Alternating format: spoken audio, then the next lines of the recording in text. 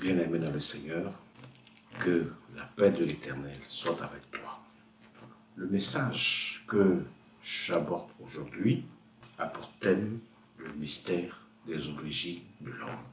En effet, la Bible, dans le livre de la Genèse, explique comment l'espèce humaine a été créée, est apparue sur terre, à travers les premiers ancêtres que sont Adam et Ève. Adam et Ève formant le premier couple de l'humanité, à partir duquel les êtres humains se sont multipliés pour ensuite se répandre sur toute la terre. D'autres livres bibliques révèlent aussi que l'espèce humaine, avant son apparition sur la terre, est venue d'ailleurs. Quelles sont alors les origines de l'homme avant son apparition sur terre? Premièrement, d'où vient l'homme?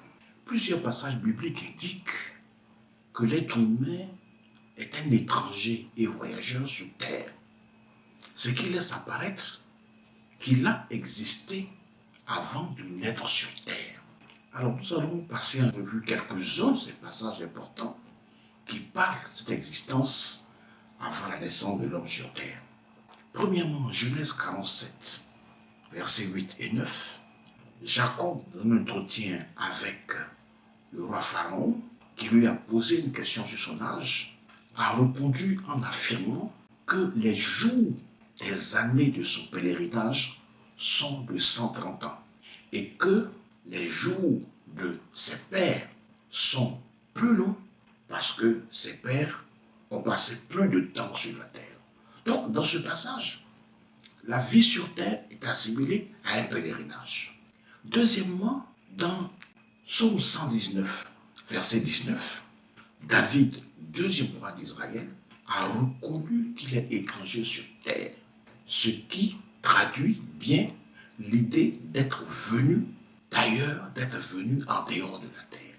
Troisième passage se trouve dans Hébreux, chapitre 11, verset 13, dans lequel l'apôtre Paul a révélé que les patriarches que sont Abel, Enoch, Noé et Abraham ont tous reconnu qu'ils étaient étrangers et voyageurs sur la terre. Quatrième passage, dans 1 Pierre, chapitre 1, verset 17, l'apôtre Pierre exhorte ses fils spirituels à se conduire dans la crainte de Dieu pendant le temps de leur pèlerinage. Ici encore, la vie de l'homme sur terre est assimilée à un pèlerinage. Enfin, dans 1 Pierre chapitre 2, verset 11, l'apôtre Pierre dit à ses disciples qu'ils sont étrangers et voyageurs sur terre. Voici donc 5 passages dans lesquels il est affirmé clairement que l'être humain est un étranger et voyageur sur la terre.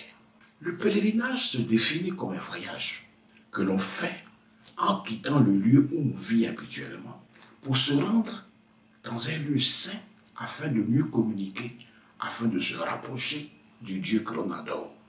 Être pèlerin sur terre, c'est donc être un voyageur, c'est donc être un étranger sur la terre.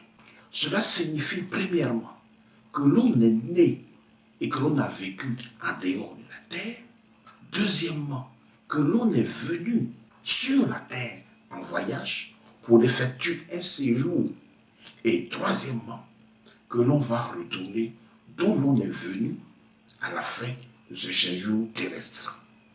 Alors, deuxièmement, où était l'homme avant son apparition sur terre? Plusieurs passages confirment l'existence de l'homme, de l'être humain, avant sa naissance sur terre. Premièrement, dans Jérémie 1, versets 4 et 5, Dieu a révélé au prophète Jérémie son existence avant même sa conception dans le ventre de sa mère. Deuxièmement, la Bible démontre que l'esprit d'un homme peut avoir existé dans le monde spirituel avant sa naissance sur la terre. L'exemple biblique le plus connu est celui de Jean-Baptiste, qui a été envoyé sur terre en mission avec l'esprit d'Élie, comme cela est écrit dans Luc chapitre 1, versets 11 à 17.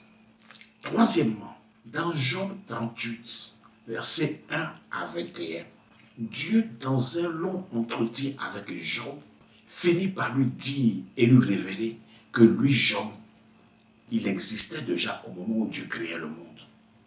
c'est-à-dire bien longtemps avant sa naissance, et que le nombre de ses jours est beaucoup plus grand qu'il le pense en réalité. Ainsi donc, parmi les êtres spirituels que Dieu a créés et qui existent dans le monde spirituel et qui existaient dans le monde spirituel avant la création de la terre, il y a des anges, il y a des êtres spirituels de diverses natures, mais également des esprits destinés à venir sur terre sous forme humaine. Ce qui signifie que chaque être humain vivant sur terre a connu une expérience, a connu une existence dans le monde spirituel en tant qu'être spirituel avant de naître sur terre, avant donc d'être incarné sur terre dans un corps humain. C'est pour cela que dans 1 Corinthiens chapitre 2 verset 11, il est indiqué que seul l'esprit de l'homme connaît les choses de l'homme. Car en réalité, l'esprit de l'homme est celui qui a vécu avant que nous soyons nés sur terre.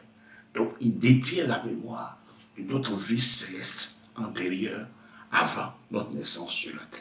Troisièmement, comment l'homme peut-il alors avoir une origine extraterrestre tout en étant né homme sur terre? Tout le monde sait que tout être humain naît sur terre à travers une femme, à travers la femme. Grâce à la bénédiction de fécondité que Dieu a donnée à Adam et Ève dans Genèse 1, versets 27 et 28. Mais la Bible dit que l'être humain, chaque être humain, est composé d'un corps, d'une âme et d'un esprit. Cela est dit dans 1 Thessaloniciens, chapitre 5, verset 23.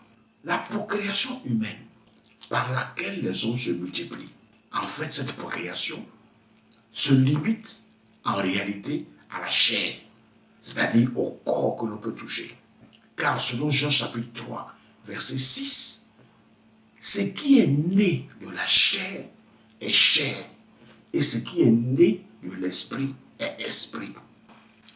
Le corps provient de la procréation humaine.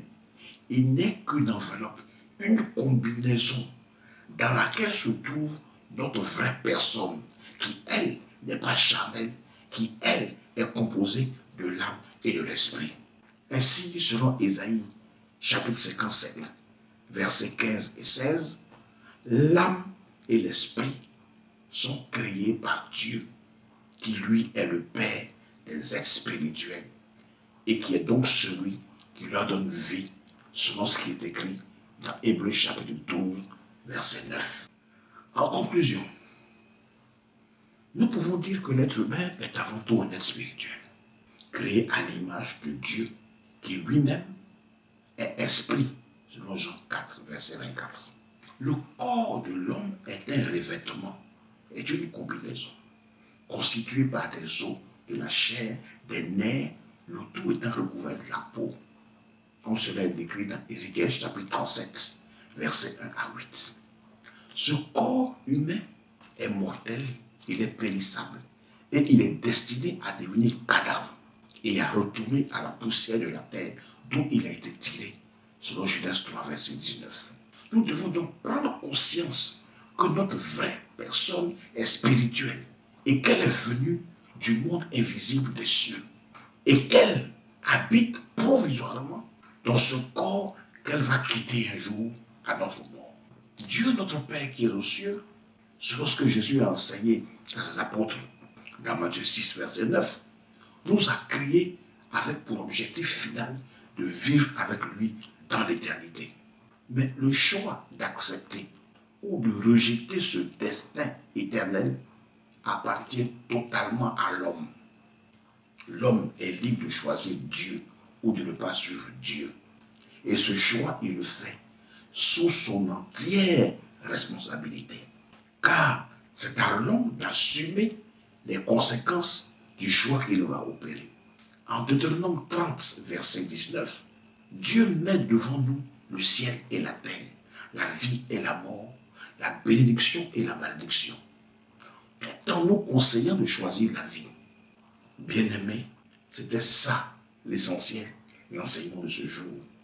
Que Dieu t'ouvre l'esprit pour comprendre sa parole, afin que tu fasses le bon choix de vivre la vie éternelle au nom de notre Seigneur Jésus-Christ. Amen.